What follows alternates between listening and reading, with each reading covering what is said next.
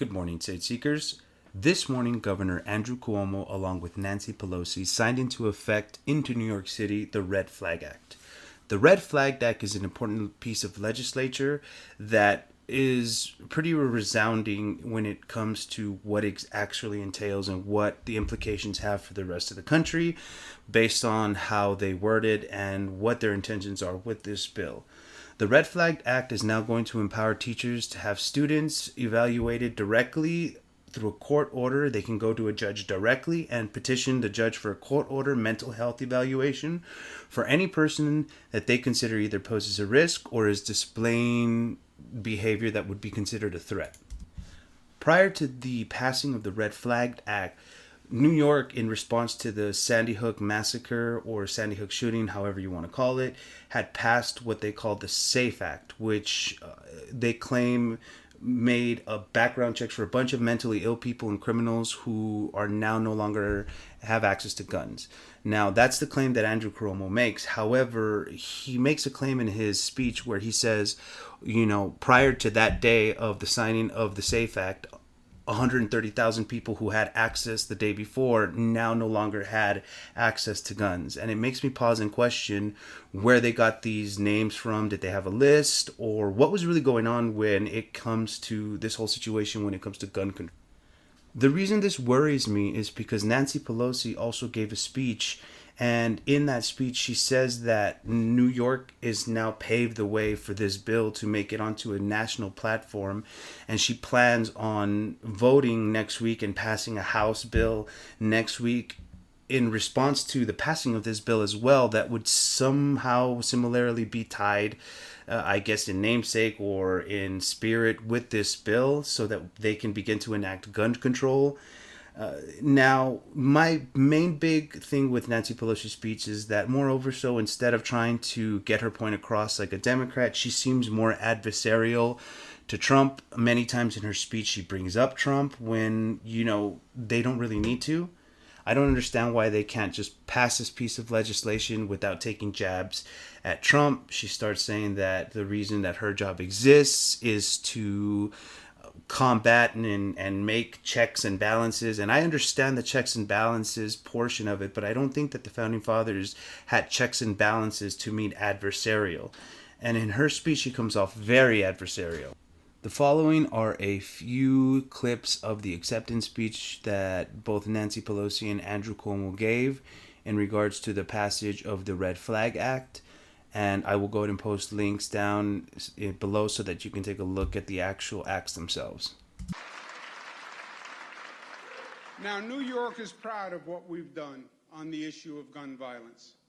After Sandy Hook happened, which was next door in Connecticut, 26 people killed, young children killed in a school, New York stood up and said no more. The nation said, oh no, Sandy Hook was an exception. That was just a once in a lifetime, that will never happen again. And New York said that's not true. It's not an exception. And something has to be done. And we know it's a hard issue, and we know it's a difficult issue, and we know it's an emotional issue, but something has to be done because literally we are losing human life. And when they said in the nation, well, no, it'll never happen again, we said yes, and we're going to do something. And that was Mark Barden's quest, and that was our conviction as New Yorkers. And we passed the SAFE Act, and we were right. We were right. Sandy Hook was not the last. It was not an exception. In many ways, it was only the beginning of a terrible scourge that went across this nation, and it's only gotten worse, one after the other, one more violent than the other, one more nonsensical than the other. And we said, no more, let's use common sense, and we passed the SAFE Act. And the SAFE Act made sense. Yes, people have a right to a gun if they are legitimate hunters, legitimate sportsmen, but not a person who is mentally ill, not a person who has a criminal background. Why would you ever put a gun in their hand?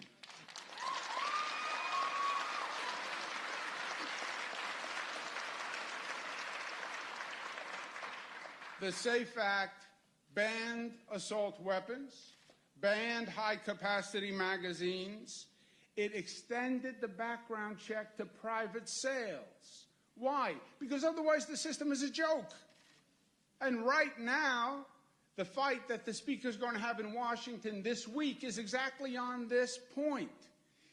If you don't have a background check on private sales, you have nothing. All it means is, if you can pass a background check, you walk into a store and you buy the gun. If you can't pass a background check, you buy the gun privately. Instead of walking to the store, you walk down the block and you go to a gun show. Or you buy it from a private individual and you pay a little bit more because they know that you can't pass the background check, but you can still buy a gun. It is a total loophole that swallows the law. The reality is there is no background check in this nation if you want to buy a gun, because there are so many guns and you can buy them privately. It is a joke. And the SAFE Act said, not in New York. We're going to extend the background check to the private sales also. So anyone who has a gun needs to go through a background check.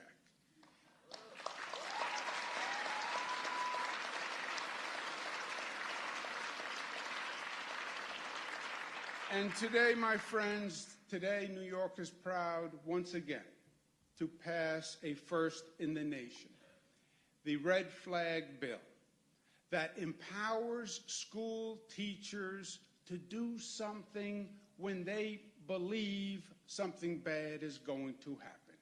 And we empower school teachers not by giving them guns, which is the president's idea. I mean, how ludicrous a concept. Arm the teacher.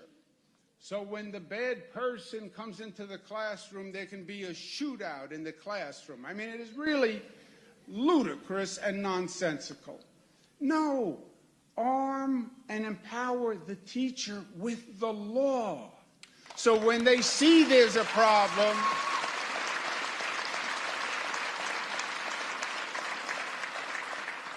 so when the teacher sees there's a problem, or a family member sees there's a problem and believes that a person could be a danger to themselves or others, they can go to a judge and say, "Judge, please do an evaluation." It is common sense. If you believe that was going to happen, why would you sit back and do nothing? You protect the individual's rights because you go to a judge and there's a court-ordered evaluation. Over half of the school shootings, the teachers now say there were signs. There were signs in the person's behavior, in the destructiveness, students who were suicidal. Over half the time, there were signs. And if that teacher or that administrator had recourse and could have gone to a judge and said, "Please do an evaluation. I think this young person needs help. Please help them," how many lives could have been saved? And that's why this bill is in the spirit of Scott and the testament to the work of Linda Beagle-Schulman and Michael Schulman. God bless you.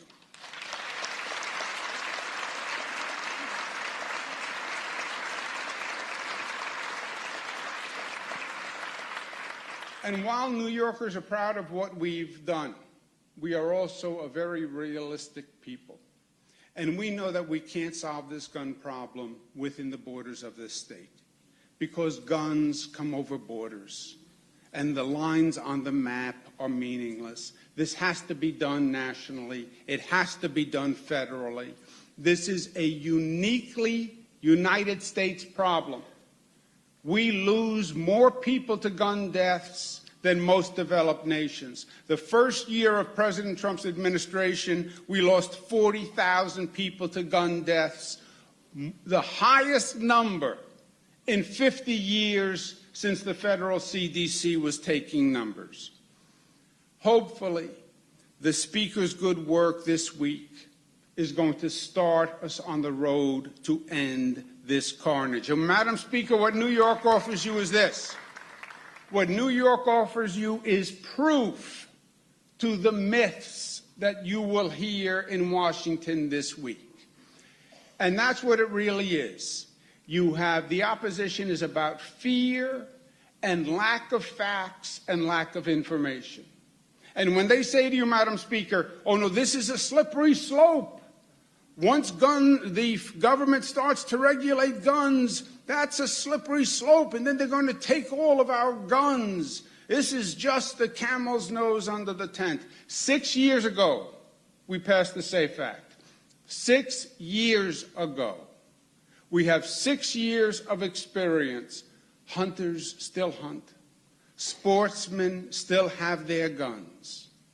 But criminals don't, and mentally ill don't, and the slippery slope never happened, and government never came to take anyone's guns, and it worked.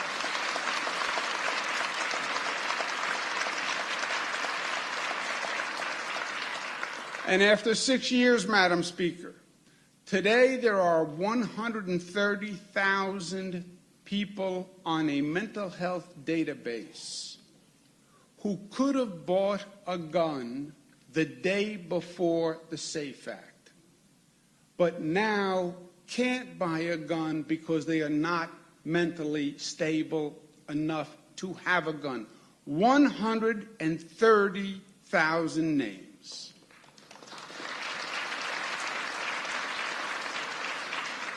And Madam Speaker, when they talk and debate about, well, these private sales are not really the problem. After the SAFE Act, private sales have to go through the NICS background check. 33,000 people have bought guns through private sales. Of those 33,000, about 1,000 sales have been stopped because the person did not pass the background check. That's 1 out of every 33 gun sales. That is a bigger deal. And that's why this works, Madam Speaker, and the proof is on your side.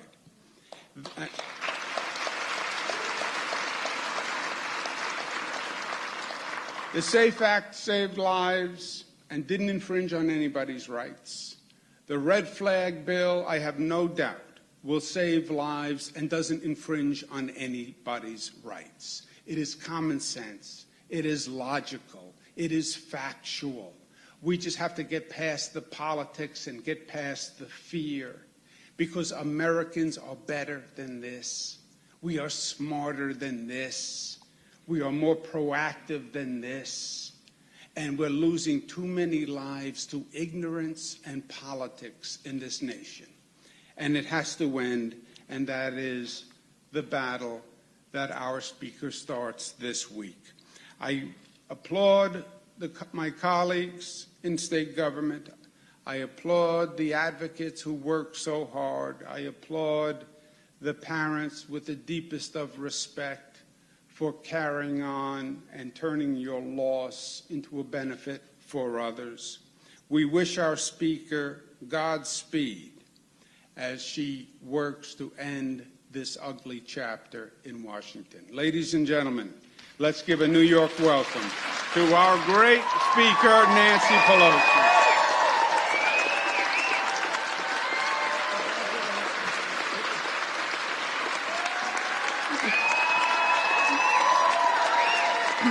Good morning. Good morning, everyone. Thank you for your kind welcome. Governor Cuomo, thank you for your invitation to be here today, for your kind words of introduction. Let us salute Governor Andrew Cuomo for his tremendous leadership on this and so many other issues. Thank you, Governor Cuomo.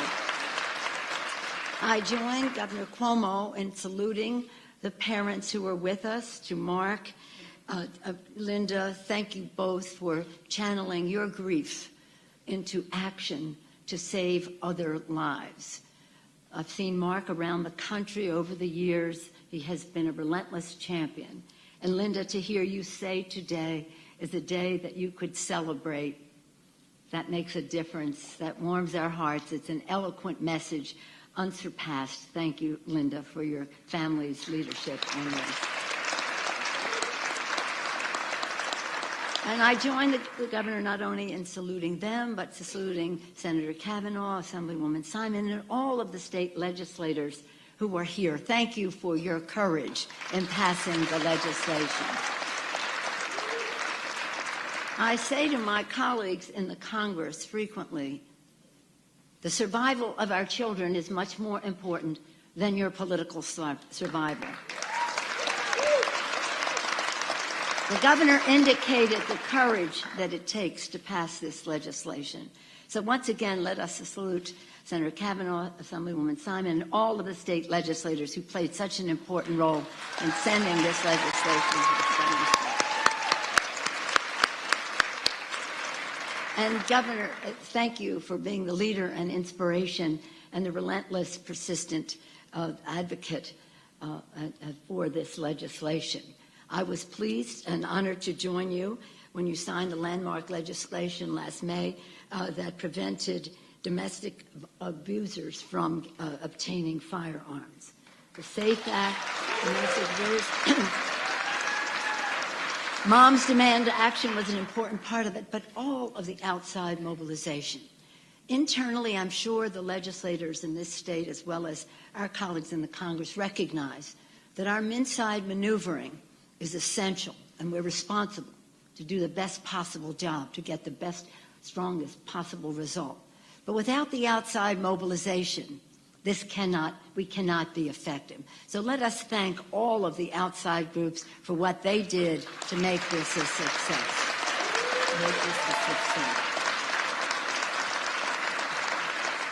The governor mentioned some of the statistics involved, and was it George Bernard Shaw said the sign of a truly intelligent person is that they are acknowledged statistics, and the statistics tell the story, but the personal stories really change the minds, and the stories of the parents and the families and the school children who were there, March for Our Lives, all of that is changing, because this gun violence issue is a national health epidemic in our country.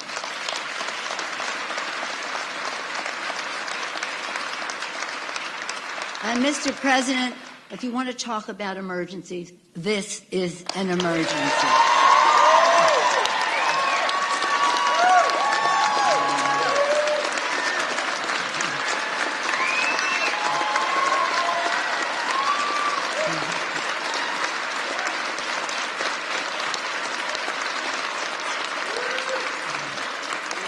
So I thank you, Governor, and I thank New York State for being such a leader on this issue. And my colleagues, I don't know if Nydia Velasquez is here with us. There's a lot of traffic getting over here, but she and all of the New York members have been so great on this issue, mostly all. But we in Congress want to follow your lead in keeping guns out of the hands of people who are a risk to themselves and others through extreme risk protection orders that empower the full force of communities to act, otherwise known as red flag. Now, let me say, when we talk about red flag and people with certain challenges, 99% of people with any diagnosis of mental are safe, law-abiding people in our country. So we don't want to stigmatize as we do this. We just want to identify, prioritize, to save lives, and to save lives of the person themselves, danger to themselves or to others. And let me also say that when we bring up our legislation this week, we will pass the bill on the floor of the House to prevent gun violence. We will pass that bill.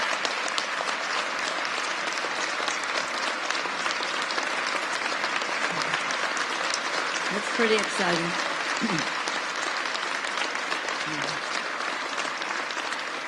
And we will do so, again, because of what you have done here to build the momentum, the outside mobilization, to make the case, so that now around 90% of the public supports gun violence prevention by way of background checks.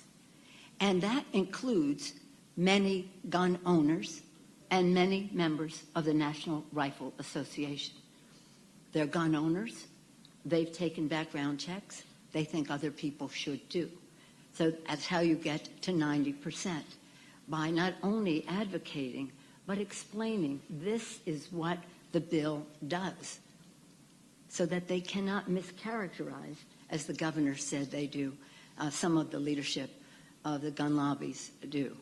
So we go forward with the full support of the American people, and we will again pass a bill. And what it will do is encouragement and the enactment of extreme risk protection order law, as you are doing here, prevent domestic violence abusers and stalkers from obtaining firearms. Once again, you're in the lead. Provide funds to the CDC for gun violence prevention research. Very, very important. They can do it, but we have to provide the funds and insist that this administration do it. And so we have the capacity to save lives.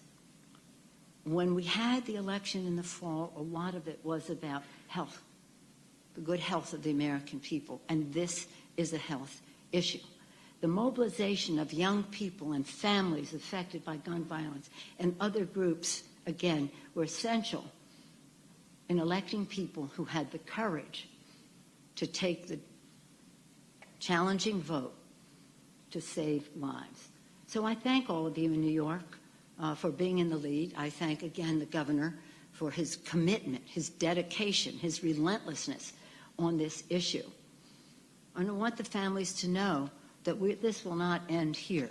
We have more to do, but it's not about taking guns away from people. It's just making sure that the law is effective in doing a background check in a timely way. We're going to extend the time. We have two bills this week. One that was about background checks, and the next day extending the period of time. Now, if you don't have a no in 72 hours, it's a yes. So we're extending the time on that. But again, all of this by listening, hearing what really will save lives, because sadly the tragic events of mass shootings command a great deal of attention, rightfully so. But every single day and every single night in our country, people are killed by guns senselessly, unnecessarily, and we want to make sure that we reduce violence in our country. So again, I thank all of you. I'm very proud of the whole Congress of the United States, but our members who will have the courage to vote correctly when we come together this week. Tonight, we're taking the bill to the Rules Committee. Tomorrow, the rule will be on the floor in order to and we'll vote on the rule. On Wednesday, we'll pass the bill, the gun violence prevention by background checks. Thursday, we will have the bill to extend the time. But starting the week here in New York, making this gun violence prevention week, really, not officially, but legislatively, it just sends a very, very, very strong message. So thank you for that. By the way, just incidentally, okay, you can applaud for that.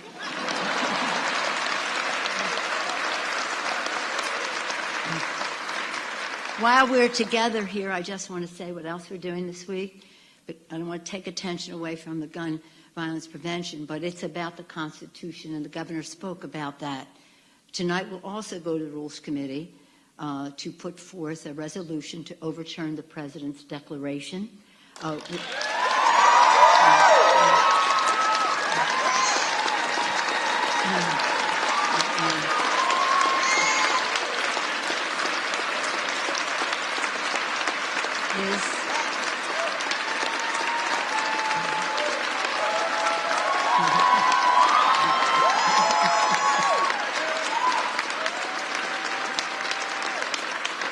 Congressman Joaquin Castro of Texas, the chair of the Congressional Hispanic Caucus from Texas, a border state, was taking the lead on this. And that bill will go to the Rules Committee tonight and the floor of the House tomorrow to be voted on. And this is not about politics. It's not about partisanship. It's about patriotism. It's about the Constitution of the United States of America. It's about our beautiful Constitution, beginning with the preamble, "We the people of the United States." And as soon as that preamble ends, the very next words are Article 1, the legislative branch.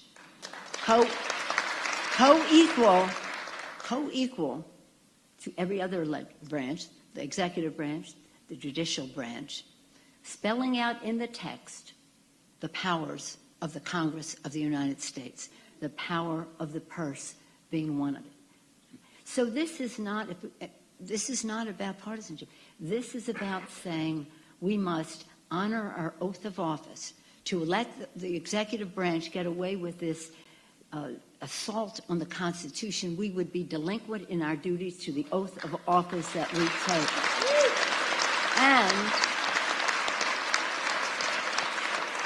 And defile the core, the heart of the Constitution, which is separation of powers, co-equal branches of government as a check and balance on each other. So this is going to be quite a week when we talk about what our Constitution really says, what it says about the separation of power, what it says about the rights of people to have gun ownership, but the rights also of us to have some say in the protection of the American people by advancing gun violence prevention. So all of you are super patriots who are doing this because you are upholding the Constitution of the United States.